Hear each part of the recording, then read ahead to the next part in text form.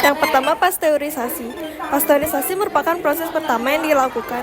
Proses ini dilakukan untuk memanaskan suhu susu pada suhu 70 derajat Celcius yang berfungsi sebagai pembunuh bakteri patogen. Setelah sudah dilakukan pemanasan, susu akan didinginkan pada suhu 23-40 derajat Celcius sebagai media untuk menumbuhkan bakteri. Proses kedua ini dilakukan agar enzim dapat bekerja sama secara maksimal. Teknik pengasaman susu dilakukan untuk tahap penambahan bakteri asam laktat. Bakteri yang digunakan yaitu Lactobacillus bulgaricus dan Streptococcus thermophilus. Peran dari bakteri tersebut untuk menghasilkan proses glikolisis yang mengubah asam laktat menjadi asam asetat, karbon dioksida, dan diasetil. Hal tersebut mengakibatkan pH susu menjadi lebih asam.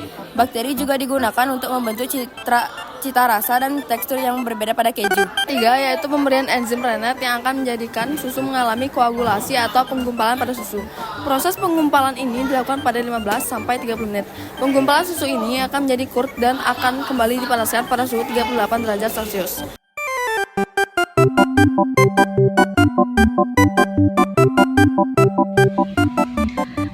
Bakteri Lactobacillus adalah sekelompok bakteri gram positif dengan bentuk seperti batang atau bacillus. Bakteri ini banyak dimanfaatkan untuk produksi makanan dan merupakan contoh penerapan bioteknologi tradisional. Peran bakteri Lactobacillus lactis dalam pembuatan keju untuk melakukan fermentasi sehingga susu menjadi keju yang kental dan kenyal, karena karbohidrat dalam susu diubah menjadi asam laktat.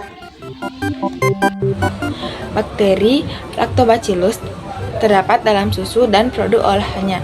Lactobacillus dikenal karena kemampuannya untuk melakukan fermentasi laktosa dan menghasilkan asam laktat.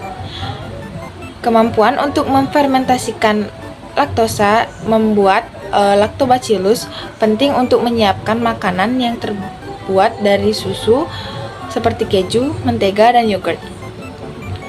Mentega dan keju terbuat dari fermentasi susu oleh bakteri Lactobacillus lactis.